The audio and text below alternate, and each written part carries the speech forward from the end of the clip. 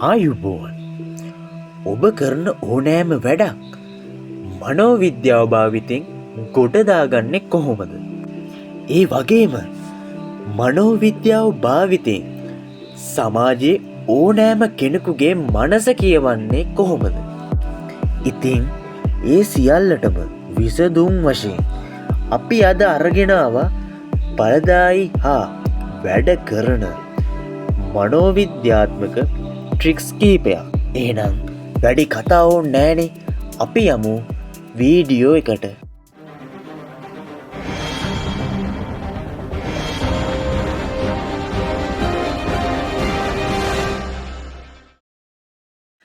අංක 1.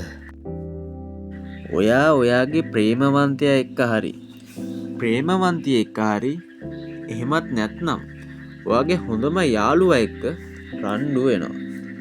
ඉතින් මේ සිද්ධිය දරුණු පැත්තට ගිහිල්ලා ආයේ එයා ඔයාත් එක්ක කතා කරන්නේ නැත්නම් කරන්න තියෙන හොඳම දේ තමයි රස කෑම බීම තියෙන කඩේකින් බඩ පැලෙන්න කෑම වේලක් අරන් දෙන එක. ඉතින් මේකට හේතුව කියනවා නම් රසවත් ආහාරයක් අනුභවයට ගන්නකොට අපේ මනසේ තියෙන ගැටලුකාරී තත්වයන් සමනය වෙනවා. මේ හේතුව නිසා අපේ මනස සංසුන් වෙනවා. අංක 2. ඔයා ජොබ් ඉන්ටර්විව් එකදී හරි මීටින් එක එනවුස්මන්ට් එකක් කරන විටදී හරි ඔයා මතක හිටින චරිතයක් වෙන්නේ කොහොමද? අනිත් අය ඉස්සරහා ඔයාව කැපිලා පේන්න කරන්න පුළුවන් ට්‍රික් එකක් තමයි අපි දැන් ඔයාට මේ කියන්න යන්නේ. ඉතින් කරන්න තියෙන්නේ මෙච්චරයි.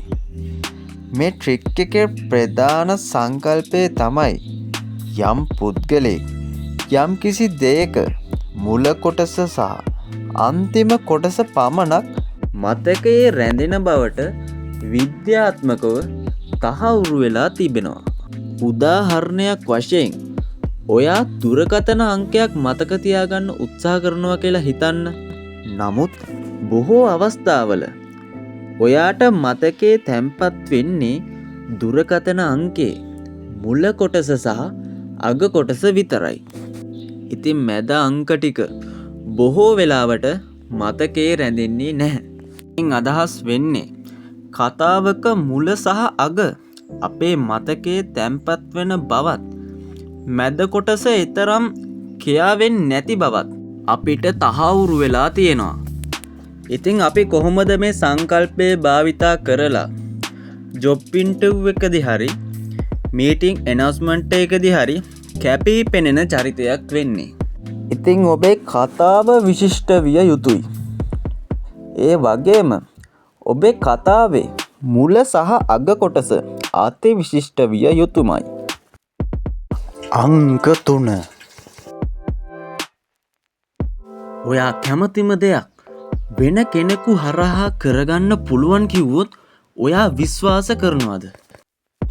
අපි මේ ට්‍රික් එකෙන් කරන්නේ අපි කැමති දේ පිළිබඳ අදහසක් එයාගේ මනසට කාවද්දන එක.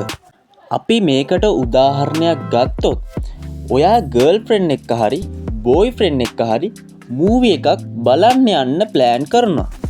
නමුත් ඔයා වැඩියෙන්ම කැමති ඇවිදින්න යන්න නම් ඔයා කොහොමද එයාට එක දැනුම් දෙන්නේ?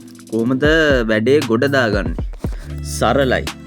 ඔයාට එයාට මෙහෙම කියන්න පුළුවන්. ඔයා කැමති නම් ෆිල්ම් එකක් බලන්න යමු.